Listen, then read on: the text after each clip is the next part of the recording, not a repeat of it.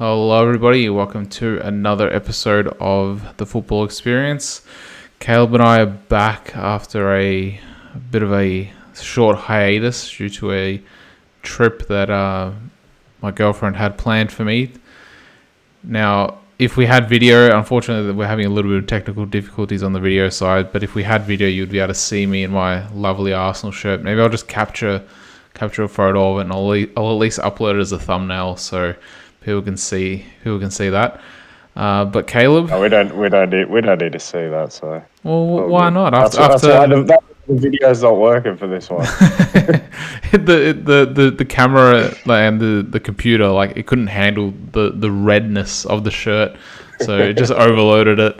But Caleb, how are you doing? I know I can probably predict the answer, but I'll ask anyway. Yeah, I'm doing alright. What's new with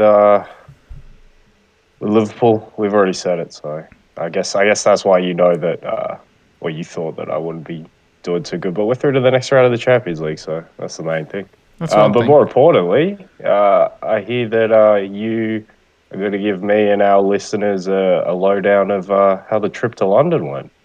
Well, it was my first time in London. You know what? Like, you've been to London yourself, yeah? Yeah. Yep. So, and England in general, because you've been to a couple of places in England. But you know what I felt? I was like, holy shit! Like, I feel like I'm back in like Sydney or Melbourne, especially around the Thames. I got that sort of Melbourne vibe around. That's like Melbourne around the Yarra River, around the outskirts and certain parts of the CBD. I got sort of Sydney vibes, and also the fact that, I guess, London it's almost like a melting pot of cultures. You know, like you have your Chinese, you have your Arabic cultures, your Indian, European, and all that stuff. Like, and so basically there's like a different shop of a different culture. Like, pretty much, like, I guess you have certain sections where I guess it's like you have your Chinatown or whatnot. But in general, I'm just like, holy shit! Like, I'm back in Australia pretty much. Even like their road signs are from memory, they're exactly the same as the road signs that we use in Australia. It doesn't feel like a European town or city at all. I didn't really get that vibe. Like, I went to Paris earlier in the year, and that actually felt, okay, this is different. Like, not just because of the language, but it actually felt different, and it felt like a European city. I don't know if you felt that same way when you were in London. It's a little bit different. It's a lot bigger, but I got those vibes. I got those Melbourne, Sydney vibes.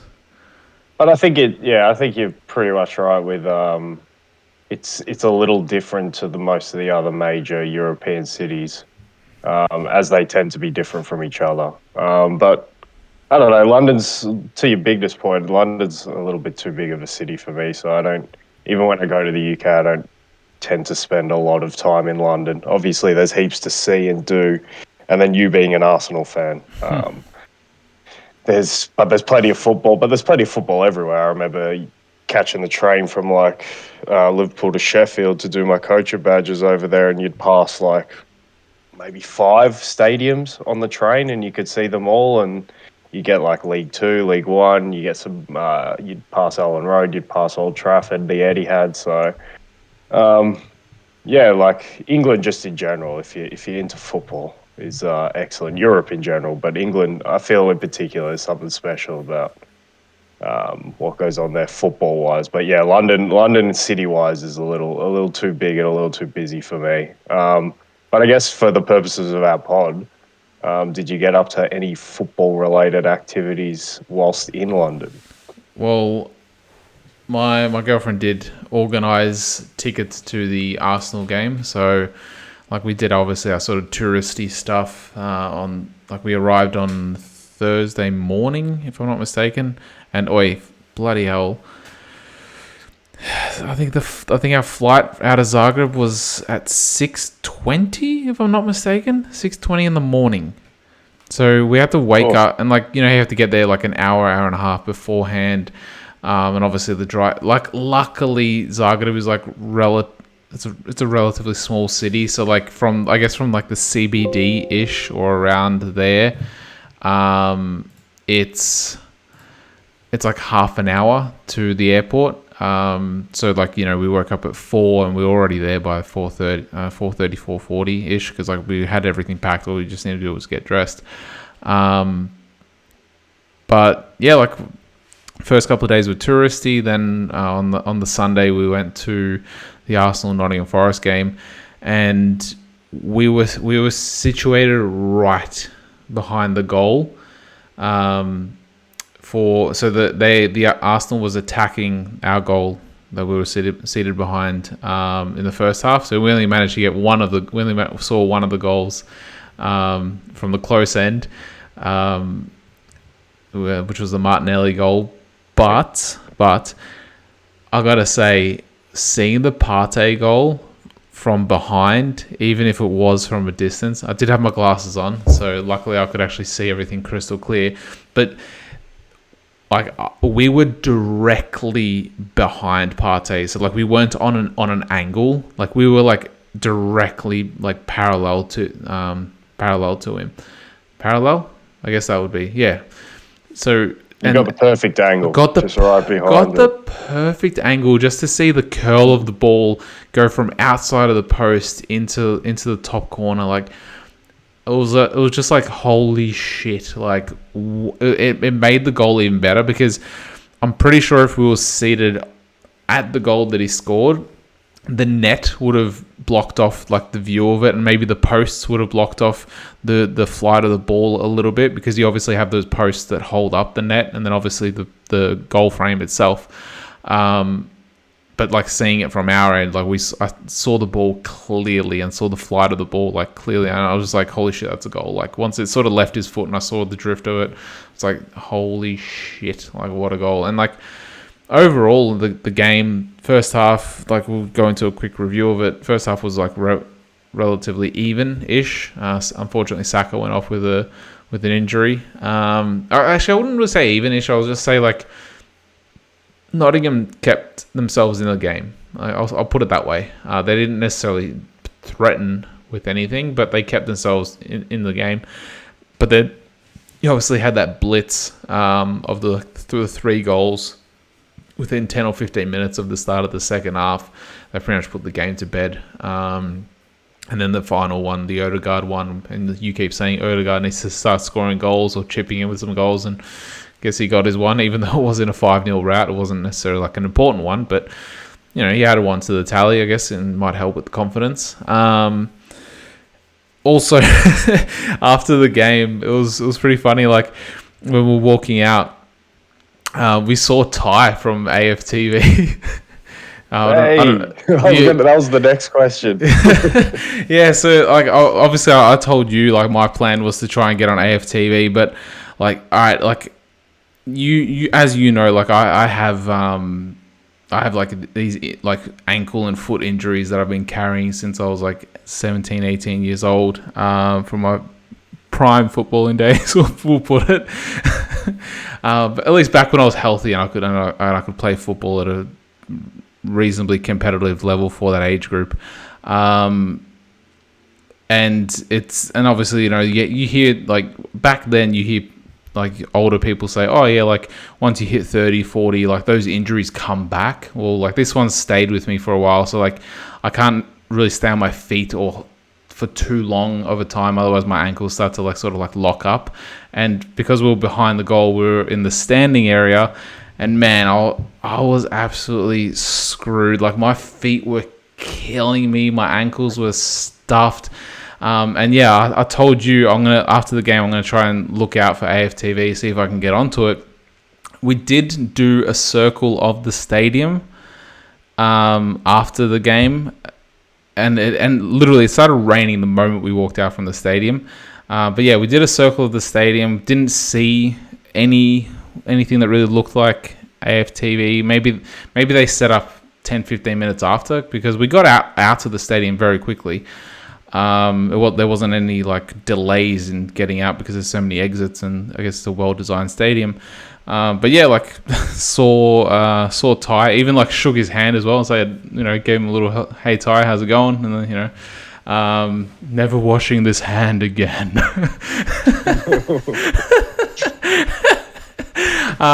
But yeah, I'm like disappointed you couldn't get on the channel, man.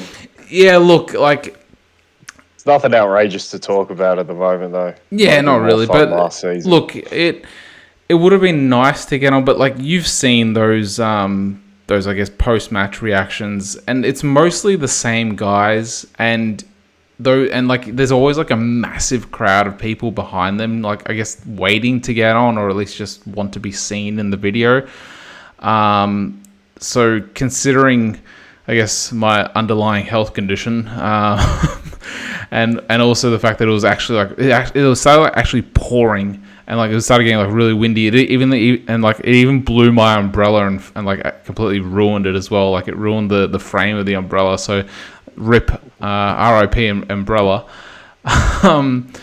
So like considering everything that was going on, like I was just like, nah, man. Like maybe another time that we're in London. But it would have been nice. I think we were talking before we went live. The Wi-Fi was absolutely horrid in the hotel, so maybe after today's pod I might upload maybe some of the footage that I recorded onto our Twitter account, so at least for the handful of followers who follow us, maybe we can nice. Treats for them. Halloween treats. It would have been better to do it yesterday because it's like live and like the hashtags are flowing and everything like that. There's more activity, but it is what it is. But yeah, like overall, amazing experience. Got to say, it's the best football experience that I've been to. Like probably before that, it would have been maybe the Liverpool Melbourne victory game at the MCG. I think pretty sure they got 90,000 for that one, didn't they? Yeah, it was packed house for that. That was pretty good. And then the one after that. Probably when me and you got free tickets to Victory Sydney at the Bubble Stadium. Yeah, they're normally alright games. Yeah, because like I guess that stadium isn't specifically designed for football because there's like a bit of free space around the pitch. But close enough though. Yeah, but the way the stadium sort of I guess enclosed it captures the sound very well. So like even for like I think it's like 28 or 30,000 capacity, it sounds like it's maybe closer to 40 or 50,000. Zagreb would be way better if it wasn't half capacity, plus if it was a better designed stadium. But like it's that sort of Napoli design where there's an athletics track around it. But if Napoli can generate that atmosphere in that Olympic style stadium, then possibly Maksimir with 40,000, like a full stadium, maybe it'll generate similar. But yeah, Emirates with 60,000. Well, the problem with Zagreb is it's way too open as well. Like it's not just a running track, but it's like square stands with corners open. Yeah, and the corners are open. Yeah, it's just all the noise just leaves the place. Yeah. But I can imagine that with at least with 40,000, it would be a lot better than with. Definitely. And also like the Emirates, they have actual cushioned seats. So while you're at a Dinamo game, for instance, like your ass isn't like turning into one with the concrete. Not that you got to use the seats anyway. I used them at halftime and pre-match at least, but they were very nice seats at the Emirates. But yeah, like. Stadium top notch. I look, being an Arsenal fan, I am curious to see Tottenham Stadium because I've seen a lot of people say that is the best stadium that they've been to, and also because it's built in. I think they finished building in 2020 or 2019, if I'm not mistaken. So it is. 19, I think. It is 13 years newer than the Emirates, but. So like yeah, I'd love to see how that stadium is like. Maybe just do a tour of I guess all the newly built stadiums or newer stadiums and compare them. So yeah, like awesome experience. Obviously yeah, even number one on the list of match day experiences. It helps that I guess Arsenal are flying at the moment back to the top of the table. I guess if it was maybe maybe not last year, maybe the previous year, it would have been, I guess, a lower level atmosphere, maybe even toxic atmosphere. But now it's like there's like No, a toxic atmosphere at the Emirates. I've never heard of that. Say what? Everything's peaches and roses, isn't it? Best atmosphere in the land. Well, now for now it is peaches and roses. But yeah, like wouldn't mind obviously doing that again. Going back to the Emirates, but probably not doing standing area again. Maybe doing seated. Yeah, well, like I think a lot of the times people say when they go and see it in person, and when I go and watch football in person, you normally see sort of how sharp the game is when you're seated probably where you were. But if you want a more tactical view and more comfortable experience, you sit up a bit higher and you can see the whole game and everything. But yeah, no, man, that sounds really good, really fun. I reckon. On the stadium note, I reckon when the Bernabeu's finished, that's going to blow everything out of the water, to be quite honest. They're not rebuilding though, are they? They're just renovating. But it's going to look like a massive, like, silver spaceship.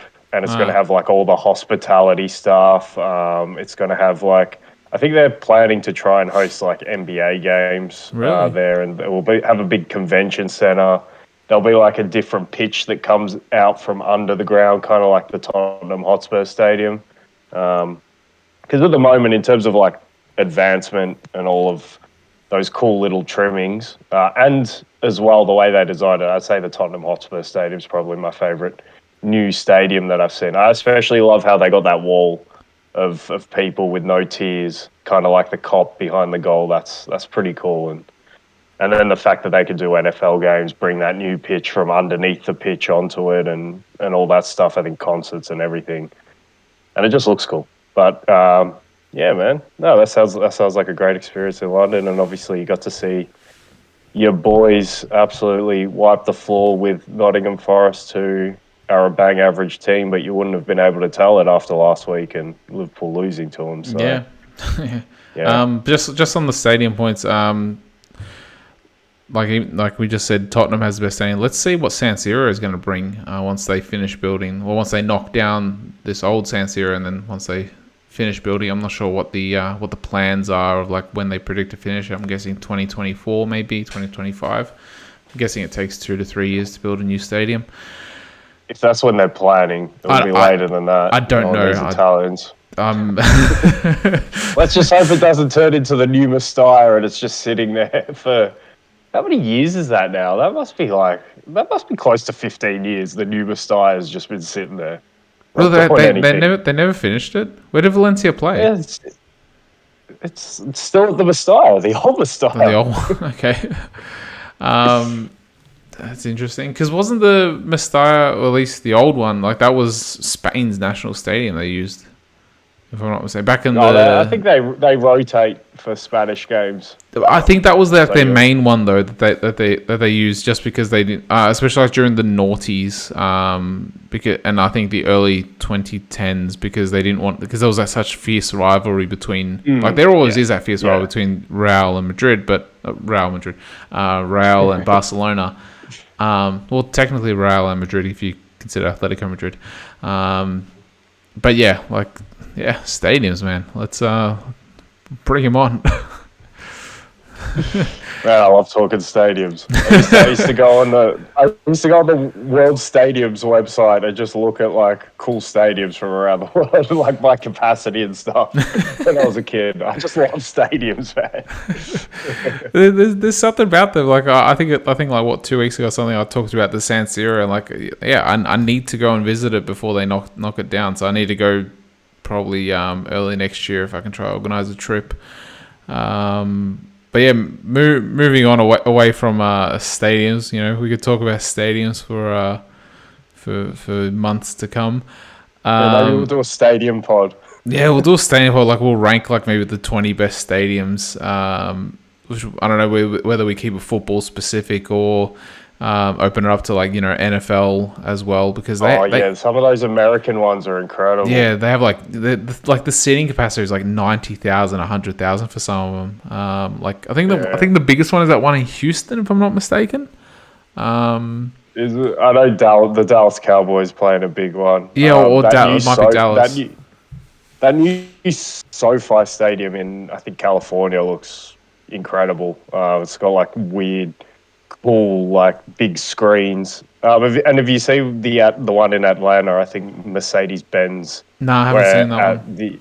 at Atlanta, the MLS team play there. It's got this crazy roof that like opens like a flower and it like retracts and yeah, you just got to check it out. Yeah, no, that'd be a cool one if we do a stadium pod. Yeah, we'll do a stadium for like maybe if there's like a sort of there might be that lull period around maybe the World Cup semi-final stage around there because there's only like what 4 or 5 games in the space of like a week and a half. So maybe we'll do a stadium podcast around then. But yeah, moving on to other results around the Premier League. Look, let's move on to your boys. Knock them out of the park the same way that Liverpool knocked them out of the park. Not Liverpool, Leeds knocked them out. Man, my tongue, even though I just came back from an English-speaking country, my tongue is not working properly, probably because I wanted 6 hours of sleep. But yeah, I got to say, like, because I was tracking the results just like on the mobile, and I was just like, wait, 5 minutes in, like Leeds 1-0 up. What the hell's going on? Yeah, I'll let you take that one away. I don't really have anything new to say. But I know that, what was it, 2 weeks ago, I was talking about the importance of the Anfield factor. Well, now that's gone. So this season could really get off the rails real quick. No Champions League football to look forward to now. Luckily, there's a World Cup in the middle there. But yeah, with just league football to focus on, losing to the bottom 2 teams in consecutive weeks is just ridiculous. And you've got to think that this should be the nadir of what goes on, particularly in our Premier League season. But I can't say that because last time we did this, back in the 2020-2021 season, I think after we let go of the rope and we lost at Anfield, we lost, what was it, like 6 on the spin at Anfield. 6, yeah. I don't expect to see that, but it is a sign that things can get worse. So just pure and utter shite. Losing to the bottom 2 teams in consecutive weeks is just, I reckon that, look, the other team's going for top 4. I keep saying this, and I said it last season when I asked you not to let me rule anyone out for top 4. So I'm not going to rule them out for top 4 yet, but my goodness, they're at this edging point, as a towards being Liverpool, ruled out. yeah, well, it's still so early, and like I say, the other team's form going for that top 4 is shaky. But look, things turned around for a few teams. I mean, but yeah, if you have anything to add to Liverpool, well, then I'd be interested to hear it. But in terms of what I'm saying, it's just I was on it after the second week, after pretty much after the Fulham game, and in particular the Palace game. As soon as I saw those 2 performances, I'm like, I've got a bad feeling about this season, and it's borne out in what's happening. I guess we'll touch on the Champions League a bit later because we didn't do our late week pod where the news for Liverpool is a bit more positive. But yeah, in terms of what's happening in the league, it's well below standard, and I haven't seen anything new, any new factors that I want to bring to light. It's just pretty much what we were talking about early on in the season, just continuing itself for me. So I'd be interested to get your observation as more of a neutral on what you're saying. Well, if you've got any, otherwise we can move on. The other thing I'd is also be very happy to do. Well, the other thing is like I didn't watch the game because I was doing my touristy things, and like, you know, it's unless I actually went to a sports bar, I wouldn't have been able to watch any of the games over the weekend. But like if I think it was on Saturday they had like that match of the day on BBC, so they did all the highlights. They did a little bit of I think they're more extended highlights. And Liverpool seemed to, and like I guess the stats show it as well. Like 22 shots, 10 on target, 69% possession. But from the highlights, it just seemed like you guys kept on. You know how last season you guys kept on allowing your defense to get counter-attacked 3-on-2 fall onto, and Van Dijk plus Matip or whoever was his partner, they would deal with it essentially. But now it seems like you're not really dealing with it. And the 2 goals that Leeds scored, they both came from mistakes. At least I know the first one was definitely a mistake. The second one I'm pretty sure was a mistake as well. If I'm not, there was a mistake in the build-up. If I'm not mistaken, there's always a mistake in the build-up. It was a good finish, but yeah. But I think urgent defending again. One thing before you go on, just in recent weeks, it's hard to compare this team to last season just because of the system change. I think that has changed a lot of the balance and what's going on. I just think what we're seeing now can't be compared to last season. What we're seeing now is a result of a terrible start to the season, lack of confidence, and a big lack of form and lack of individual performances. And maybe this question comes back into the forefront again. Was what I mentioned after we went 1-0 down to Rangers when we had Matti on the pod. Can we now start asking the question, was last season excellence or was it a little bit of a fluke? Because now we're looking at the last 3 seasons. 2020, 2021 was terrible, as I just mentioned, but we still managed to finish 3rd somehow and make the quarterfinals of the Champions League. Right now, I'd probably bite your hand off to take that from this season. And last season, we don't need to talk about, was excellent, obviously playing every single game possible. But now this season, crumbling again. So that's 2 out of the last 3 where the team isn't very good. So, last season is night and day to this season in terms of, I think you could compare what was happening at the start, and that was just players not playing to their level. But now that the systems change and we're trying to change the way we're playing, particularly with Darwin Núñez playing more, I think it's really harder. It's now a lot harder to contrast this team to what was happening last season, particularly in terms of anything tactically. I just think players are just either not playing to their levels or they are playing to their levels, and their levels just aren't that high. And Klopp and the whole environment and infrastructure at Liverpool was just getting the best of them last season. So, there's still question marks, but I don't know what more to say. Sorry to cut you off. But no, it's all right. Well, look, I don't know, has Mane really been that big of a miss for you guys, or is it more? You can't put it all on Mane. But did he maybe, even last season, I guess, hide some of the things missing, or were people just playing out of their skins? Well, that's a good point, because when you look at it last season, I don't want to use the word carried, especially for attacking players at Liverpool. You could maybe say Van Dijk and Alisson carried us a bit last season in terms of their defensive work, and they're obviously not up to that level. I actually think last season Alisson probably even saves that last-minute goal for Leeds, and Van Dijk maybe even gets there to block it. So those two definitely aren't up to their standard, but their standard was so high, particularly Alisson last season, that it was quite ridiculous. But if you look at last season, it was the first half in an attacking sense. It was Mo Salah who was doing the business and looked like the best player in the world. And then, like you say, the second half, maybe it became a bit more of a grind. We weren't as free-flowing. And remember, at the end of the season and the start of this season, we were always conceding the first goal. So you might be onto a point there that Sadio Mane and the form he was in second half of last season really helped patch over some of those cracks that started appearing at the end of last season.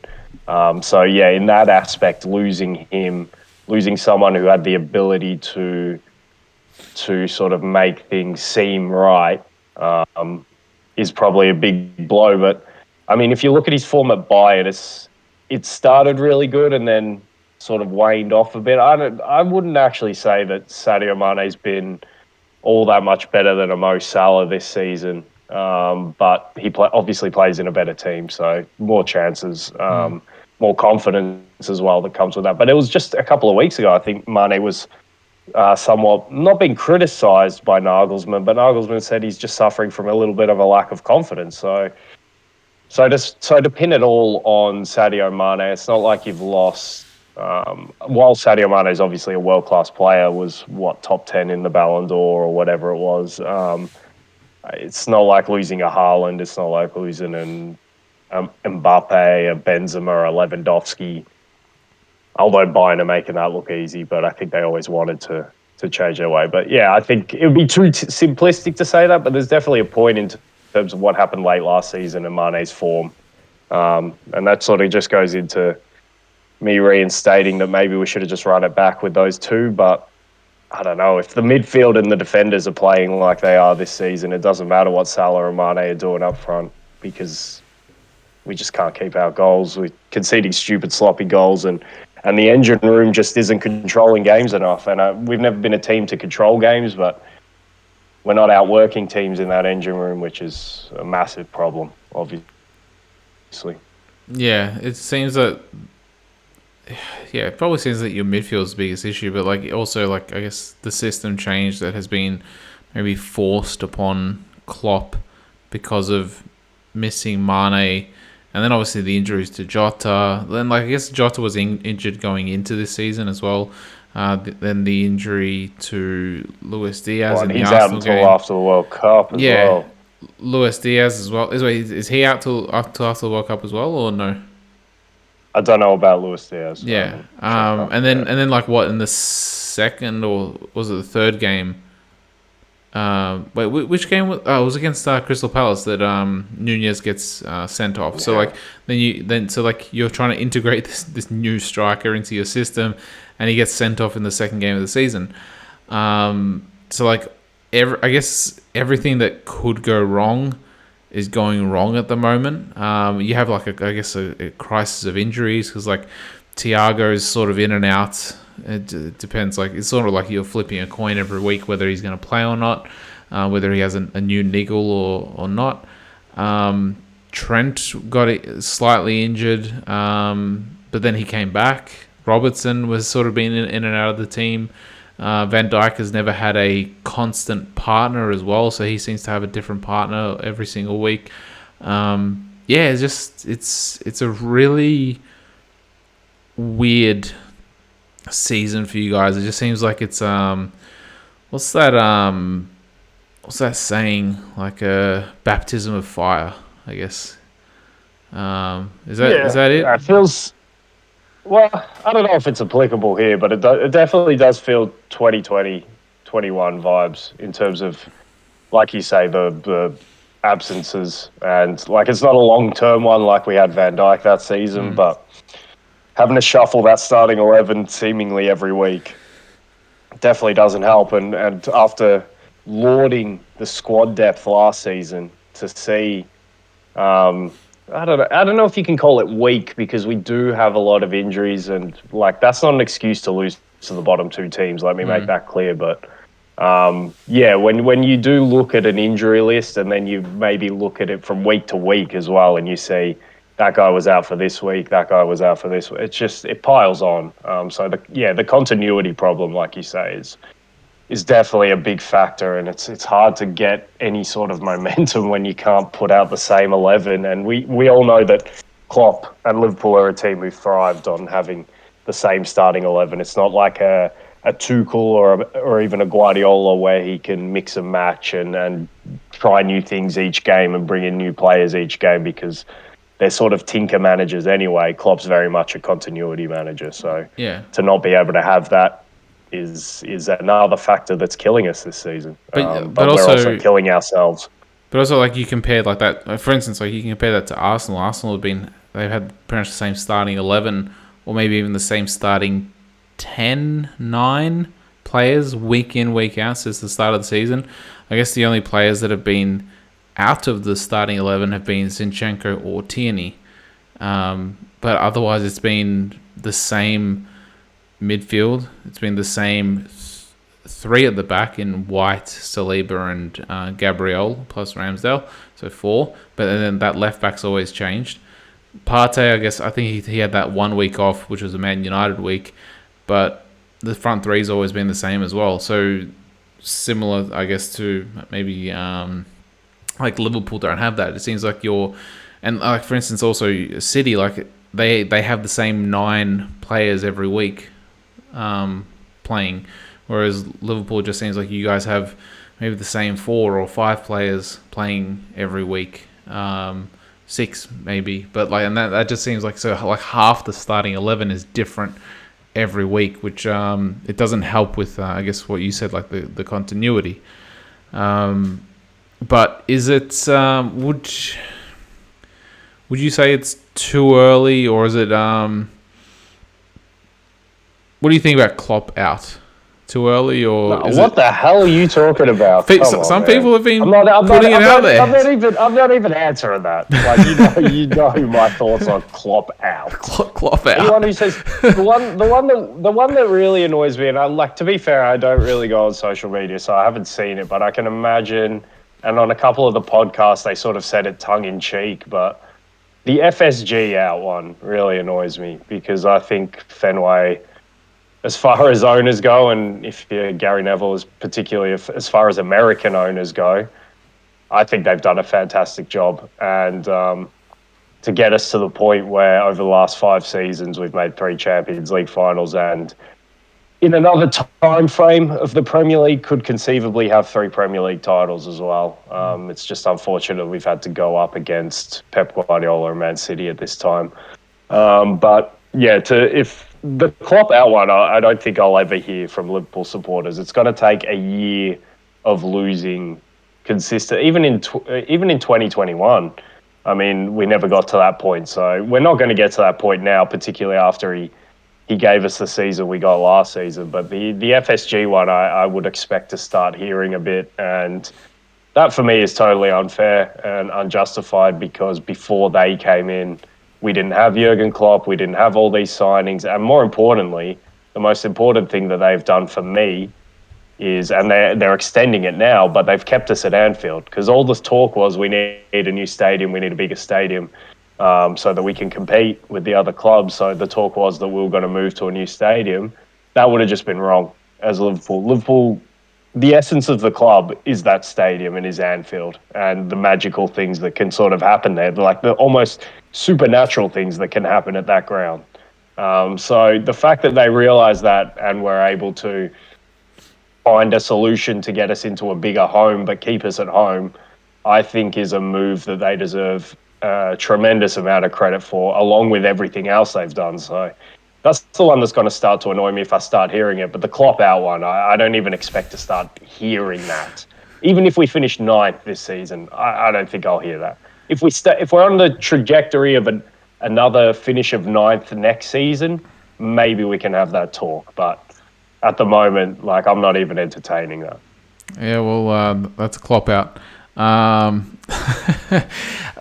Just on the stadium bit, since we're back on stadiums, but like what you said about like Liverpool staying at Anfield, like we're obviously not civil engineers or anything like that, or whatever occupation really goes into building stadiums, but like Arsenal lost their, I guess, essence or soul ever since they moved away from Highbury. I'm not sure whether it would have been feasible to upgrade the stadium, or like whether it's architecturally feasible, but and like, yeah, it probably does take quite a while to rebuild that that atmosphere and that essence if you move into a new stadium, and so yeah, look.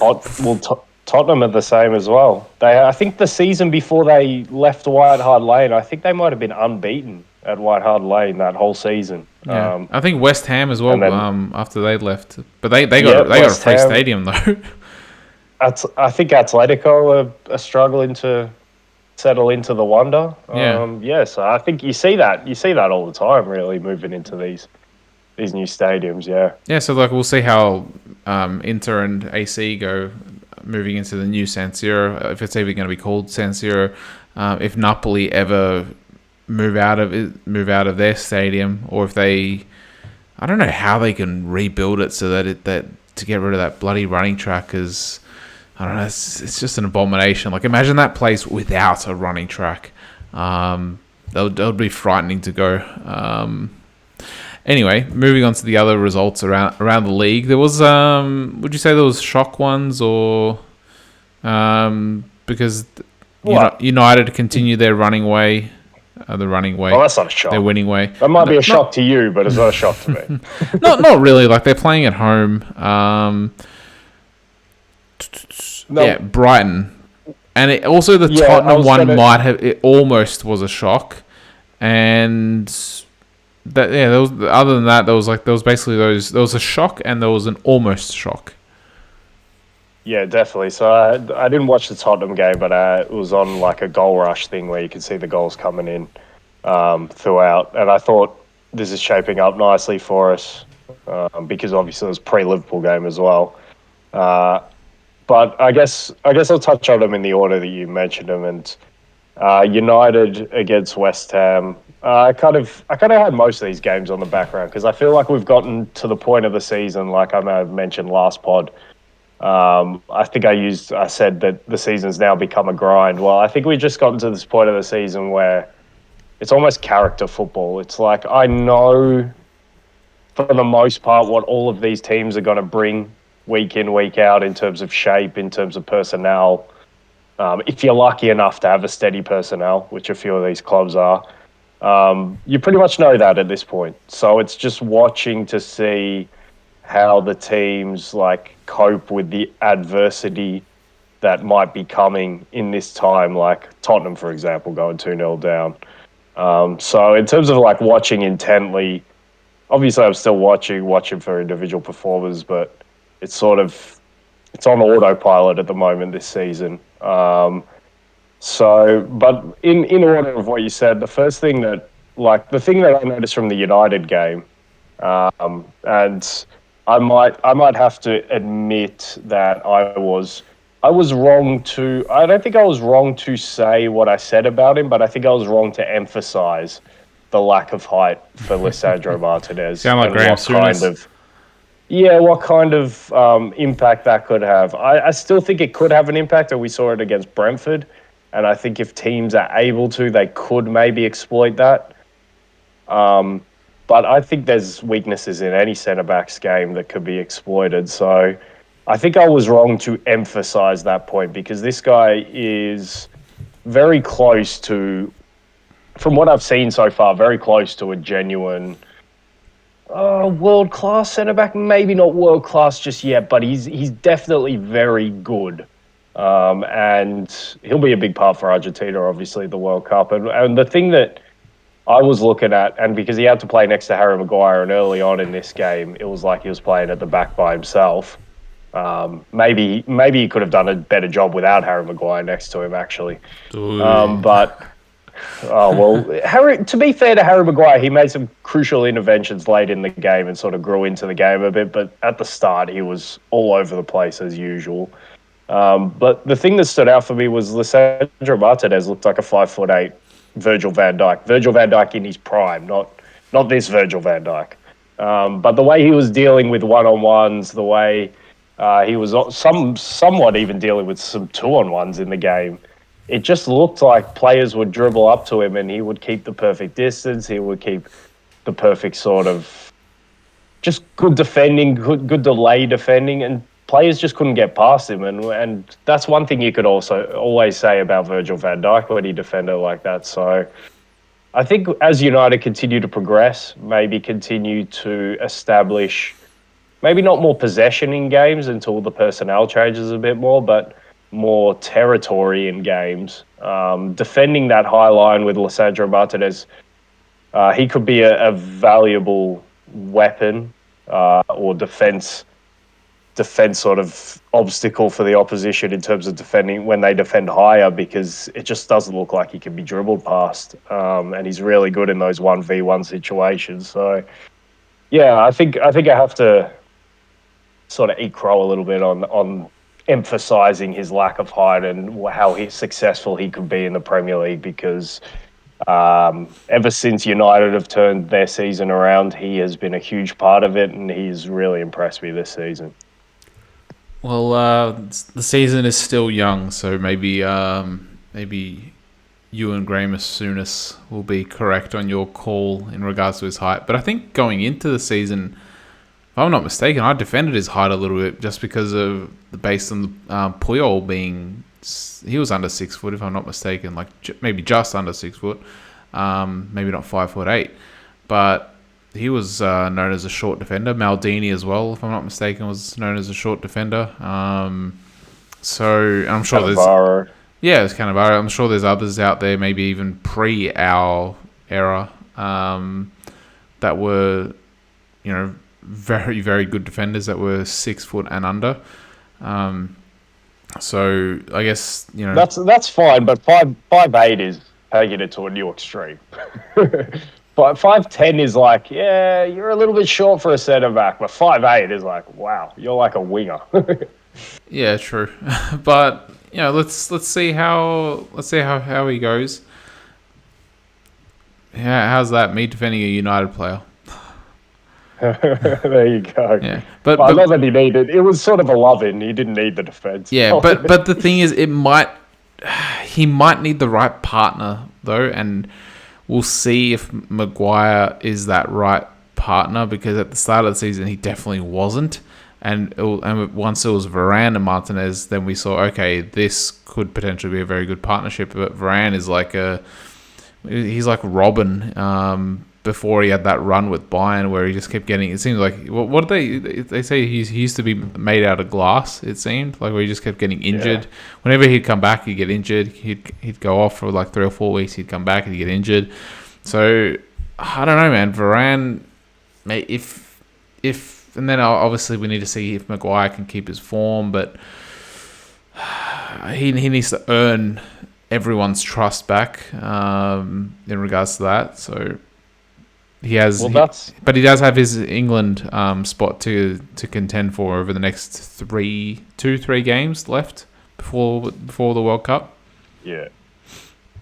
Well, I think that's what impressed me so much about Martinez, the fact that he did this without Varane next to him, because I think last pod, or whatever, like a couple of weeks ago, I think I mentioned how that partnership was looking really good. Well, that's why I was so impressed with Martinez in this game, because he had to play with Harry Maguire lacking confidence, who grew into the game, to be fair to him, like I said, but initially Martinez was doing a lot of the heavy lifting to keep those West Ham counters at bay. But yeah, I thought it was a pretty even game. West Ham actually pushed a fair bit in the second half, but United managed to hold on, and yeah, now they're in the the 5th. I think they're just behind another team that we should probably touch on, Newcastle, who got a convincing win. And I don't think there's much more to say about Newcastle. One question I wanted to pose to you about Newcastle. Do you think that Eddie Howe is... So if we compare Newcastle to Man City, because it's so easy to do in terms of the investment that's coming in, somewhat where the investment's coming in from, maybe even... I think Newcastle are probably starting from a better starting point in terms of the stature of the club. Man City were a fairly big club, but I think Newcastle are a one city. Well, maybe the fact that they're a one city club doesn't help them necessarily, because City always had a United to aspire to and to have a rivalry with. Obviously, at the moment, Newcastle don't really have anyone. Middlesbrough and Sunderland aren't even in the league. So, but the support they generate, the atmosphere at St James's Park, the fandom there is well documented. So if we can compare and contrast them, and you can compare and contrast the managers that they've had, if you remember, the City project starts with Mark Hughes, who never I guess... Well, I think he was there for half that season where they finished 5th, where Tottenham pipped him to 4th place, and then Mancini came in, and Mancini eventually got them to 4th and eventually led them to a league title. So I guess the question I wanted to ask is, do you see Eddie Howe as more of a Mark Hughes for Newcastle, or more of a Roberto Mancini for this Newcastle project? Well, I guess like if they're in the timelines, like I guess the similarities are Mark Hughes, Eddie Howe, both English coaches. and they're the first coach or manager once the investment came in. But like what you mentioned though, like in a sense, I guess Newcastle have a blueprint now because they saw how Man City did it all. So they know what paths to take in order to get to that level. And like you said, they're a one city club. So they have a lot of that already there. Whereas City felt like they were already, like, firstly, they didn't have the blueprint to, like, in front of them. And also they're a two city, or one city, two team club. What I don't know how that, don't know how that would go.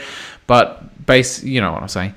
And they were always going to be second best to United, and it took Fergie retiring and obviously like the long-term investments to start paying dividends. And now, a lot of people are saying that City are a bigger club than United.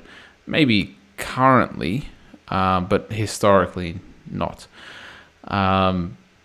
But in terms of like seeing what kind of manager Eddie Howe would be, I don't know. Would he be more of the Mancini mold because he's having them playing good football, like very good football.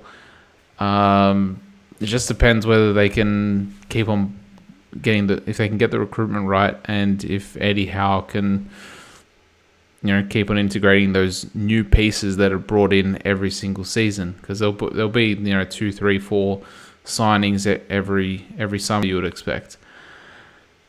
So it's up to him to integrate them. Also, as Harry Redknapp said, Eduardo Suarez. I believe that's how he referred to him as. So, Eduardo Suarez. I haven't heard that one. I think he said. I think he said this a while ago. He said if Eddie Howe went by Eduardo Suarez, he'd be coaching a Man City or a Liverpool or whatnot. But because his name is Eddie Howe or Edward Howe, and he has that English name, he's never going to get a fair go at one of those big clubs. This is when he was obviously at Bournemouth, and he was doing pretty good things at Bournemouth. Yeah. Well, I think there's a few factors that go into this. The most important one is to see how this project shapes up and which direction Newcastle choose to go in, because so far they maybe haven't exactly gone the City route. Because if we think about City, we think about them signing Robinho from, I think, Real Madrid at the time. We think about them signing Yaya Toure from Barcelona, Sergio Aguero Silva. David Silva from Valencia, who were a Champions League team at the time. Sergio Aguero, I guess Atletico weren't as big as they are now, or as successful, I guess. But they still had their moments of success in signing Sergio Aguero. So the interesting thing for Eddie Howe is if Newcastle do move in that direction and start signing players of that caliber, can he work with that stature of player? I don't have an answer one way or the other, or any indications that suggest one way or the other. Because, I mean, they got Isak in, they got Botman in, they got Guimaraes in, but they're not. I wouldn't put them on the same level as those players that City got in when they first started. Even when they first started, especially Robinho. It's easy to look back on. Yeah, exactly. Robinho was a huge marquee signing. I think he was pretty much coming off a player of the tournament performance in the Copa America as well. So it was a big deal at that time, and maybe just on the wane after we thought he was the next big thing. But yeah, definitely a massive name to bring into the club. So if Newcastle do want to try and bring in massive names, it'll be interesting to see how Eddie Howe works with them. But yeah, I think your answer of maybe putting him in a sort of hybrid mold where the football is definitely perceived and, for me, is better than what Mark Hughes was producing at Man City. But Mancini came with sort of that rep of winning all those Serie A titles with Inter, and then came over and worked with those big personalities to achieve great things for Man City and really put their foot in the door as an elite club in terms of winning trophies. So I'm just fascinated and curious to see how this all shapes up for Eddie Howe, whether he can be the man to be there somewhat long term, or whether in the coming seasons, and it seems unfathomable to say it right now because Newcastle are absolutely flying and playing great stuff in the Premier League. But whether they have to maybe in the coming seasons, if it doesn't quite pan out that way and they look to move into the big name direction, whether they go the big name manager route as well, is Eddie Howe just a stopgap until that? Results and performances at the moment would suggest no. In particular, the performances he's getting out of players who are already at the club, and we've already talked about it, but Joelinton and Almiron in particular, the performances he's getting out of those guys. Even Callum Wilson has somewhat gone to the next level as well. So what a fantastic job he's doing. It's looking more like he could maybe be there somewhat long term if they continue to perform in this manner. And yeah, what a great story they are. And yeah, definitely justified for putting them in the top 16 and you having them in there as one of the top 16 clubs, because it seems like they've even gone to the next level since you said that. So, yeah, that's great. And on the flip side, I guess it's time to touch on probably what was the biggest shock of the weekend. Before we go into that, in terms of just on the Eddie Howe thing, you know what I will say though, because they're off to a flying start this season. If they overachieve, I don't think top 4 was necessarily there. Because they finished 10th last season, 9th? Yeah, so something like that. I'm guessing challenging for Europa League might have been the target. So challenging for Europa League. So not necessarily getting it, but challenging. And then but possibly getting Conference League. So securing European football, whether it's Europa League or Conference League, I think that would have been a reasonable target set by the board. If they potentially overachieve this season just because it's a weird season with the World Cup right in the middle and they finish, let's say, 5th or even 4th, let's say, and then next season they fall off the rails and finish 8th or 9th, Eddie Howe's gone. That board is getting rid of him 100%. And that will be, I guess, what's a curse of his own success, I guess you would say, because he overachieved this season. Whereas if he just hit his target this season and then slowly just progress, whereas overachieve and then fall down. Whereas if if it was this season, let's say he got 7th, and then next season he got 7th again, or even 8th, I think he would survive next season. Even though it's a slight fallback, in terms of league position, but I think I think that'll still give him another shot going into that following season. But yeah, let's see how it all pans out. And I'm liking what's happening at Leeds. Maybe we all have soft spots. Leeds, yeah, Newcastle. Maybe we all have soft spots in our hearts for Newcastle just because of Santiago Munez from goal. I think because of that movie and growing up, that was we probably all like that club. Possibly, I can't. Well, I don't want to bring it back to stadiums, but I always liked Newcastle because they were one of the teams with the proper stadiums in FIFA. So I used to always play as Newcastle. I know there was they were probably the smallest club out of all those Premier League clubs that had their own stadium in the old FIFAs. So I used to always play as Newcastle because it was a fun project. But yeah, and just to finish up on the Eddie Howe point, it must also be said that this isn't just this season, because if you look at their form for the back half of last season, this has pretty much been nearly a whole year or a whole season of consistently good performances he's got out of this team. And I haven't looked at a form table, but I imagine if you saw a form table of the best teams in the country from the point that he maybe not took over because he had a bit of a rocky start, but when they started getting results to now, they'd probably be about where they are in the table this season. So, yeah, what a fantastic job he's doing, and what a fantastic thing it is for Newcastle to be a prominent club in the Premier League. And I know it's somewhat at the expense of Liverpool, but as a football fan, long may it continue.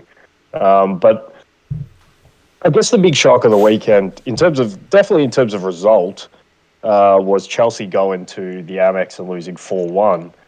And the question I have coming from this game, because there was a few other games where I saw this as well, but it's probably a broader picture question, is like, where have all the defenders gone?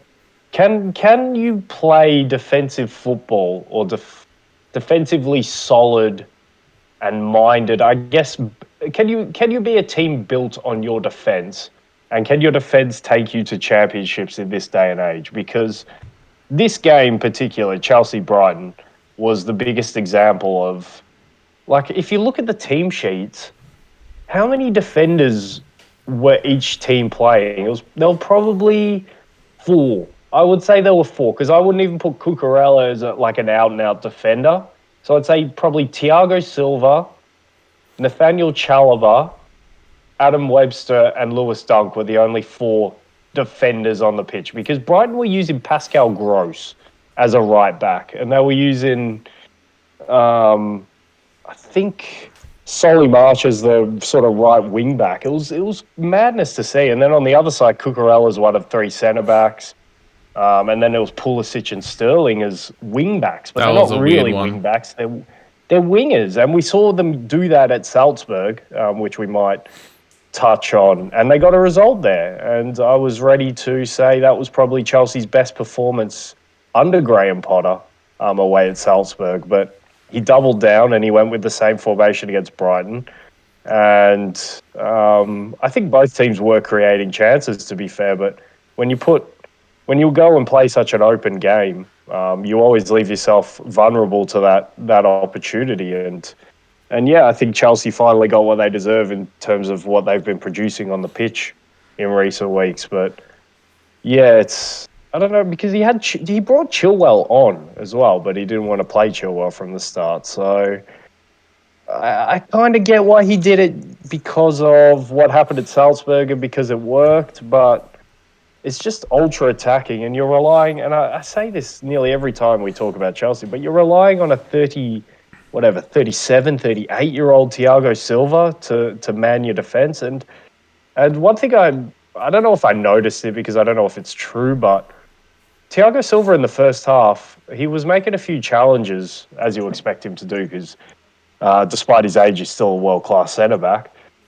And he was having to do a lot of defending in the first half. And it seemed after about the 25-minute mark, after he had to do maybe his third or fourth piece of last-ditch defending, he almost looked over to the bench to suggest, what are we doing? Can we get a structure in here? Can we put more defenders in around here? Because this is too open, and we are conceding way too many chances with this. So, but yeah, in terms of the broader topic question, and like Juve as well did it. They used, I think, Quadrado and Kostic as their wingbacks. They've been doing it all season, but they only used three out-and-out defenders in their system. Dortmund used Torgan Hazard as a left back, so they used three out-and-out defenders in their system. It just seems like, as we look at more of these elite clubs, and maybe the reason these clubs are doing it is because they're not elite clubs,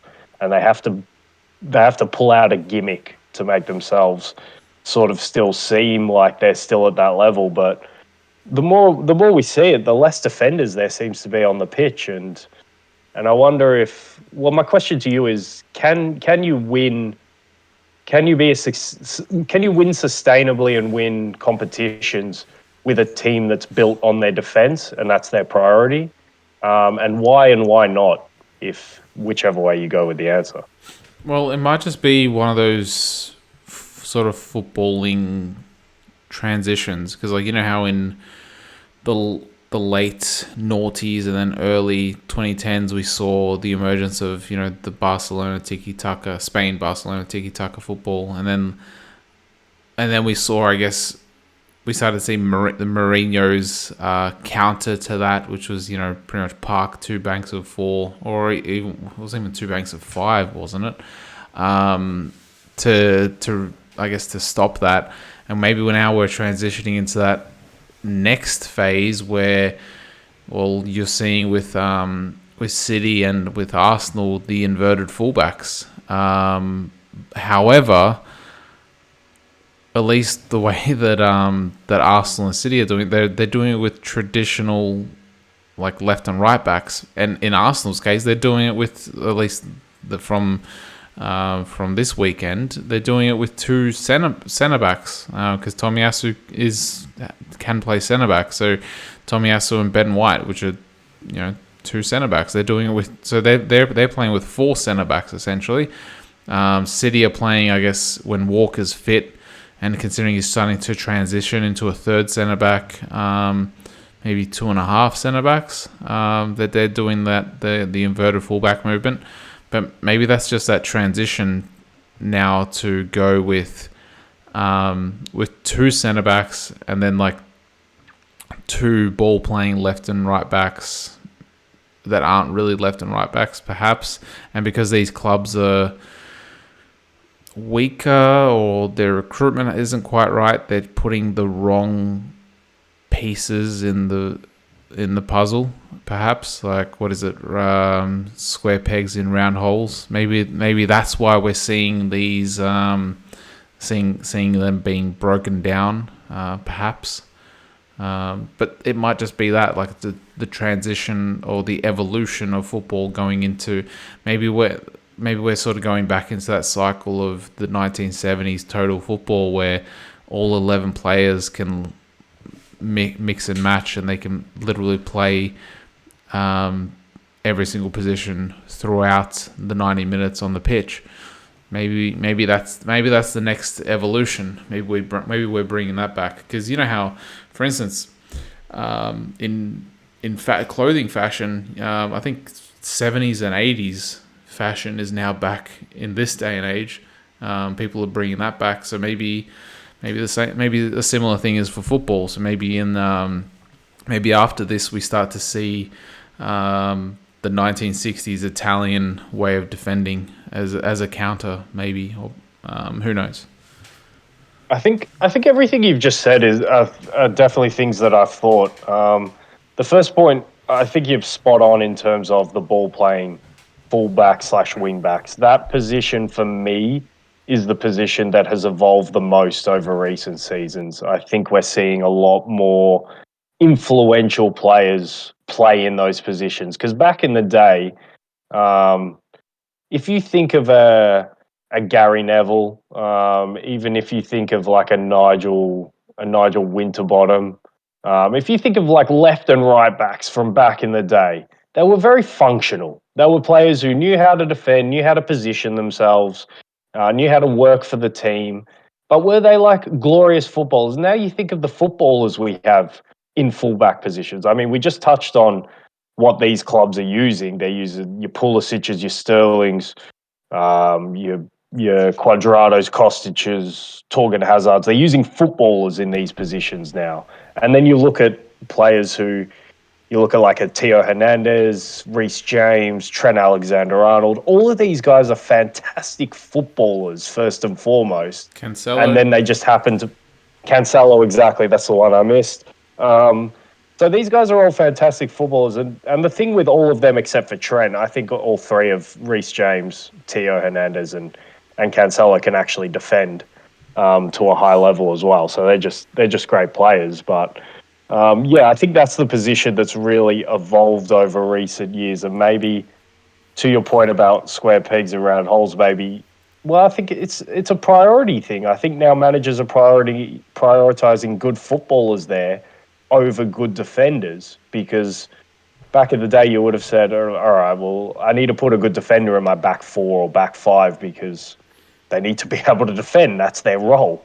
But now we're seeing teams, well, no, I want them to be able to play out from the back. I want them to be able to join in with attacks, to do all these things, even if I'm giving up a little bit on the defensive end. For me, I think some teams have taken it too far. We saw that with Chelsea. That was Exhibit A. Even Brighton, to an extent, took it a little too far for me, even though they won the game 4-1. But on another day, I think Chelsea created enough chances. And if they don't score like that own goal and whatnot, maybe it's a different story. So it was just a really open game. But yeah, and the total football thing, I also thought about that. Maybe that's where we're going back to. And then maybe, like you say, in terms of that Italian catenaccio style, there might be a deficiency in the market in terms of teams not knowing how to deal with this after a couple of years. If a team could come in and do that really well, but I think the final point I want to finish on the bigger picture, and this is like a working theory, so I just wanted to talk it out. It's not like I have anything solidified in my mind. It's just something that I've been thinking about and wanted to talk out. But if you look at like clubs like Atletico and Juve, who have both been knocked out of the Champions League, which we'll touch on a little bit later, but these clubs are managed by managers who like to favour that pragmatic style and that sit behind the ball, sit in your own half and counter-attack style. And that has just not been working for a few seasons now. So I think maybe defending, if you use Arsenal and Man City as your chief examples, defending has sort of taken on a new face. And it's more important if you want to play, because City against Leicester, for example, it's a game we didn't touch on, and it was the old City from last season because they didn't have Haaland in the team. We just saw pretty much what they were doing last season. But I thought City at Leicester was a very defensive performance. But if you saw that back in the day, you wouldn't have thought that's a defensive performance because they were playing the game pretty much exclusively in Leicester's half, and they had the ball for whatever 70% of the time. So it's like, how can you think that's a defensive performance? Well, they never really committed players forward. They kept players in positions where they could keep the ball. And then, importantly, if the ball turned over, they had players in position so that they could either delay the counterattacks or win the ball back straight away. And Arsenal, of course, are a chief example of that. I've been talking about their containing play all season. I think that's what they're best at.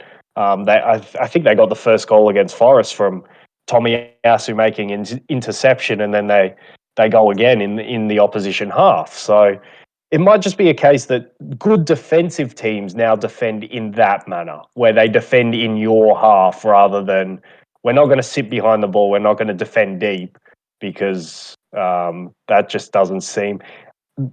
Maybe the reason it's not working is because we're not bringing up the next generation of players to play that way, and they're all playing the same way, and therefore we have a lack of traditional centre backs and traditional defenders who like to defend in that way.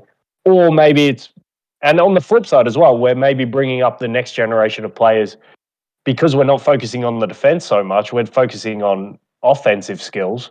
They're just better at doing all those things and breaking down defenses like that. So it's sort of a catch-22, maybe you could say, that defenders aren't as good as they were in terms of defending their box and defending deeper, but also attacking players and all players, because we want to put so many attackers in all those positions, are better at breaking down those types of defenses. So it might just be, I think everything you said is pretty much spot on in terms of what I'm thinking about. And yeah, just good defensive teams have maybe just changed their face ever since pretty much those Spain teams and those Guardiola teams around the turn of the 2010s. It's definitely something to look into, I guess, moving forward, and to see what the next evolution of football is. But now also we have, you know how, remember with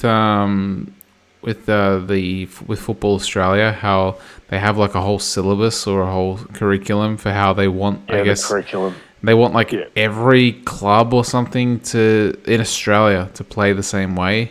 Yeah, I hate it might be something similar, but not to that extremity here in Europe, where they're teaching kids essentially the same things on like how to play out from the back, how to position themselves in certain scenarios and whatnot, so that if they do move from club A to club B, they can pretty much fit like a jigsaw piece, rather than what we used to see, where there was like probably like where there was more creativity or intuition with players, where they weren't schooled in the same ways. So you saw more creativity on the pitch. So you'd see, I guess, maybe more players struggle at certain clubs. So maybe you'll start to see less players struggle at clubs as well. If football is moving into that sort of evolutionary phase. Yeah, it's definitely an interesting one, and one that we'll probably, as we develop theories on, we'll probably talk about it more over the season. And yeah, we'll probably touch on that sort of curriculum stuff at some point as well, because as a coach who, I've seen the Australian curriculum, and I've also done my first 2 levels of badges over in the UK, and seeing how different it works and everything like that is also fascinating to me. But yeah, that was just one I wanted to throw out. And I guess to wrap up sort of the Premier League section of this roundup, we had, I guess, the other conundrum as well, and we touched on it, was Tottenham. 2-0 down at Bournemouth. They come storming back to win 3-2, and neither Son nor Kane get on the score sheet, but they get all 3 points from that game. And while it was 2-0, I was already thinking like, all right, well, we've got our answer. Tottenham are a team who are going to be challenging for top 4 rather than pushing the coattails of Man City and Arsenal up the top. But they turn it around in the dying moments of that game, get all 3 points, and all of a sudden I think they're only a couple of points off the top 2. So 3 points off City, and although they do have a game more than City and Arsenal, and they're 4 points behind Arsenal with a game extra. Yeah, and that win that Arsenal had at the Emirates really was a huge one in terms of creating that distance. But so, like, are they gonna be? I don't think they're going to be pushing that top 2 because of the way they're having to win these games, and the crazy lengths they're going to have to go to win just a game away at Bournemouth. But this is a new Bournemouth, to be fair to Bournemouth as well. Under Gary O'Neill, they're a lot better than the Bournemouth we saw under Scott Parker that Liverpool and Arsenal were destroying earlier in the season.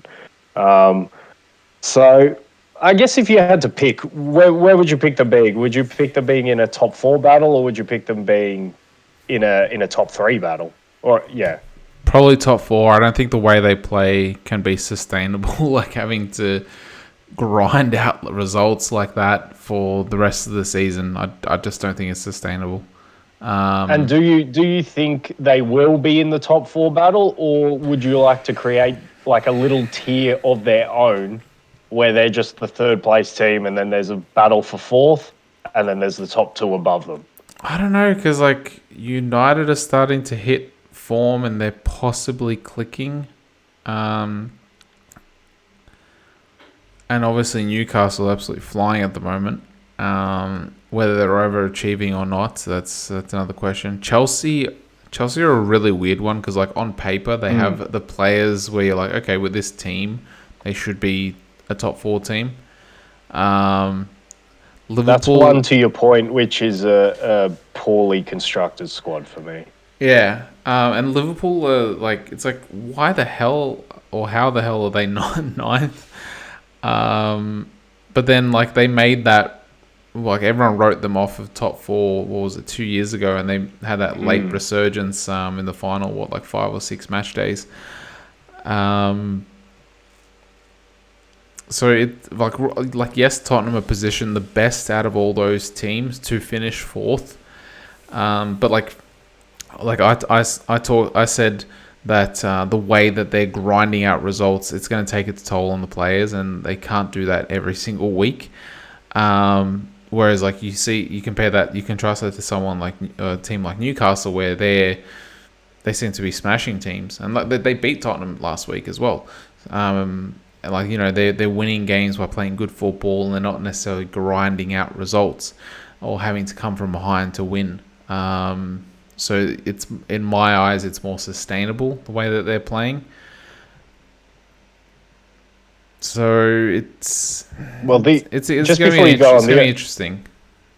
Yeah, the only thing I'll push back at a little bit on the sustainability is you can say that, but Newcastle also could be unsustainable in the way they're getting results because of the lack of genuine world-class players that Tottenham have. So Tottenham just having Kane and Son in the team, and Son, who hasn't hit his stride yet this season. I know he scored a wonderful hat-trick against Leicester, but he hasn't really done much other than that.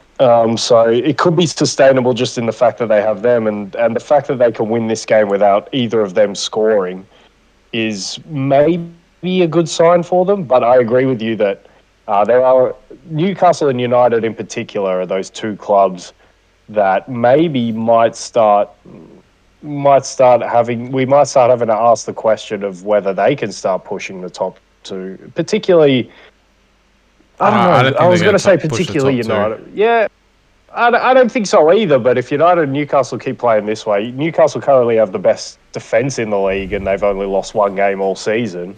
And United, ever since those first two games of the season, they've only had one aberration away at Man City. And to be honest, I think any team can have an aberration away at Man City at any time. So, yeah, it's definitely, to your last point, it's definitely going to be fascinating to see how that pans out, and see what kind of tiers we have. Because even at this stage of 12, 13 games into the season, I can't definitively put those teams just below the top two in tiers yet. I don't know if Tottenham have their own tier. I don't know if United and Newcastle join that now, and then it's the rest underneath that. I don't know if Chelsea deserve to be in there. It's just, there's a lot of up and down. Well, yeah, there's a lot of up and down with Tottenham and Chelsea in particular, the extreme ends of that, and then Newcastle and United seem to be going fairly steady at the moment in the middle of that grouping. But yeah, that grouping is fascinating to see what will happen there.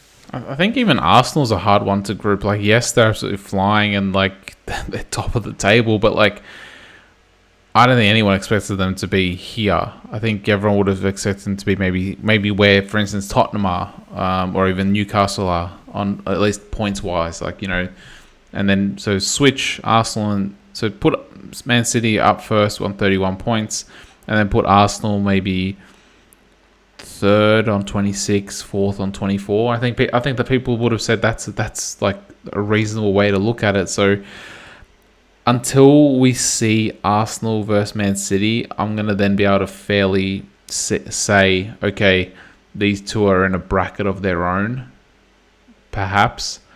Because, yeah, I think that I'm an Arsenal fan, but it's the whole elephant sitting on top of a tree. Like, how the hell did it get there? Like, you know that it's eventually going to fall off. I hope they don't. But yeah, I want to see Arsenal versus City before I judge whether they're in a bracket of their own, or Arsenal, or it's like Man City's on a bracket of their own. Arsenal's then in a bracket of their own in second, for instance, and then Tottenham's maybe in a bracket of their own, and then Newcastle, United and Chelsea are in a bracket of together, like in a fourth bracket.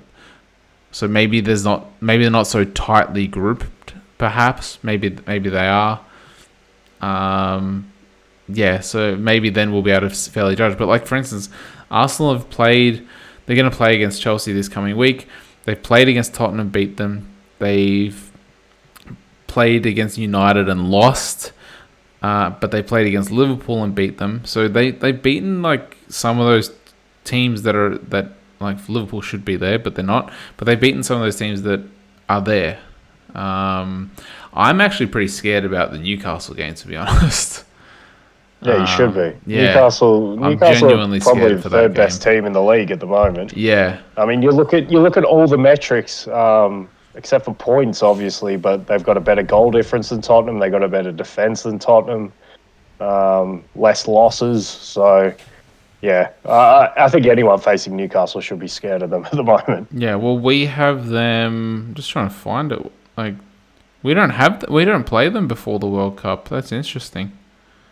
So this is an interesting point as well because you talked about the City games being an indicator. So I know you listed off the good results Newcastle have had against the big teams and Liverpool, I must say, this season. But yeah, like you say, they're going to have to play City twice after the break, and they're also going to have to play Newcastle twice after the break if they don't play before Yeah, the World Jan Cup. Jan So 3rd, they play them for there the you first go. time.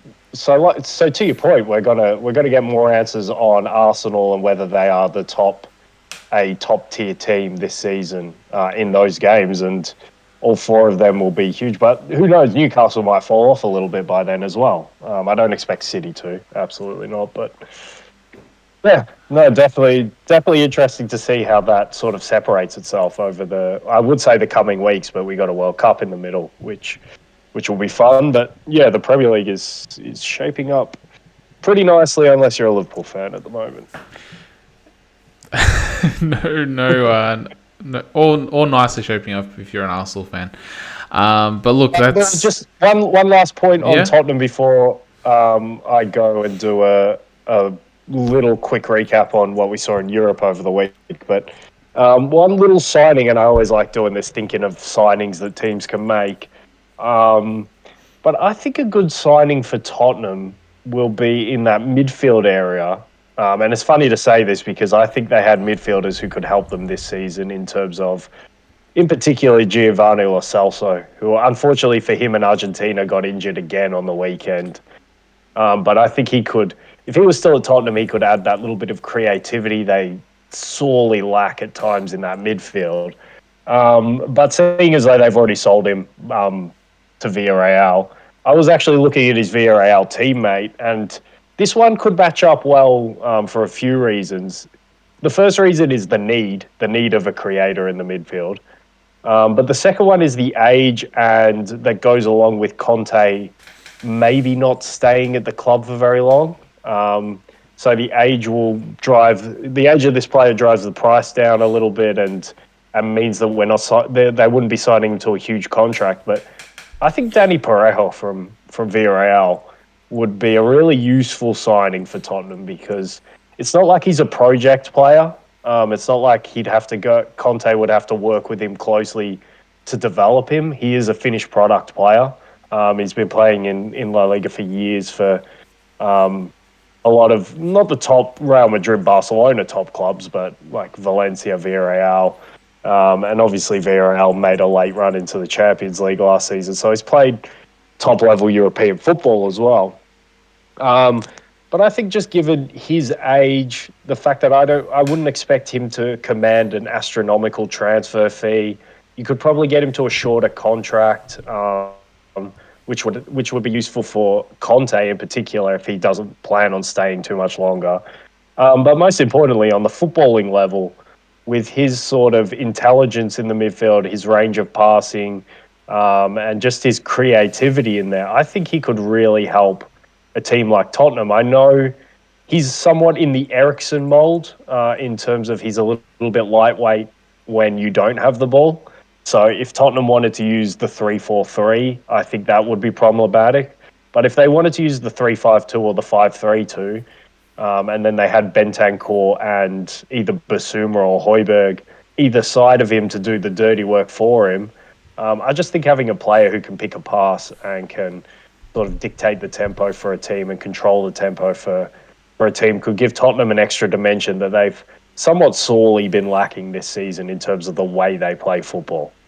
So yeah, I just want to throw out, because I love doing those little thinking of who might be a good player for who. Well, perhaps you should send your CV into Antonio Conte at TottenhamHotspurs.com. But yeah, look, maybe they do sign a player in that mold. Perhaps we'll see whether they've identified that as a problem area that they need to address in the winter. And also with Emery leaving Villarreal, maybe it might be tougher for Villarreal to hang on to their players as well. So that's another one to throw out there. Yeah, well, and I guess that's a perfect transition to go to the continent and talk about what we saw, or if you didn't watch any, what I saw. But yeah, Villarreal, you could see straight away under Kike Setien, who they just got in after Emery leaves. They're so much more open and, dare I say, exciting to watch. They now play a fluid 4-3-3 with lots of space. They lost the game 2-0 to Athletic Club really needed the win because they've been in poor form recently, and they gave a terrible showing of themselves at the new camp against Barcelona last week. So they get their top four challenge back on track. And he played the right team in this. He got Orhan Sanset back in the team. And then Iñaki Williams popped up with the goal to win that game. But yeah, I was pretty impressed with Villarreal, what I saw under them. So maybe there won't be that massive clear out. And another thing on Villarreal as well, like they're missing so many players at the moment, but they actually like the starting 11 they put out for this game was actually like pretty interesting and pretty good. Like players like Chukwueze, Dan Juma up front, who I know a lot of big clubs have had their eye on. Jeremy was on the bench for this game, so even with all their injuries, they're still able to put out a good team. Pau Torres at the back. Yeah, so I think if they're not going to be a team who can get it together this season, they might be a team that the Vultures circle and pick up, because Pau Torres is a really good centre back for me. I like him a lot, and he could help a few teams at centre back, namely maybe Chelsea. But yeah, I think that they either get their shit together under Setien, or there might be a fire sale at that club, which a lot of big clubs could sort of benefit from. Another team from La Liga that I guess we've got to talk about is what is up with Atletico Madrid and this mad late drama they've been having this season. If you don't need to watch the whole game of this one, I didn't watch the whole game. I just watched the mini. But if you watch if you want to watch a crazy ending to a game, watch the last 10 minutes of Cadiz against Atletico Madrid, because I think Cadiz scored in the first minute to go 1-0 up, and then no one scores until the 81st minute, where I think Cadiz make it 2-0. And then our boy, your boy in particular, not my boy, Yeah, but Ja Felix comes up with 2 goals to bring it back to 2-2. Has a header to actually win or make it 3-2. And then in the 99th minute, Cadiz go up the other end and score to win the game. And that, by my recollection, is the third crazy ending to a game Atletico have been part of, because the other one we'll probably touch on a little bit more, against Leverkusen, which knocked them out of the Champions League, was absolutely peak madness at the end of that game. And then let's not forget the game against Porto in the group stage as well this season, where it was 0-0 going into added time, and then Atletico end up winning the game 2-1. It's just madness what Atletico have been able to dish up late in some of these games. But in the bigger picture, grand scheme of things, for Atletico, it's yet again they just can't help themselves. They can't get any momentum. They can't get any run going.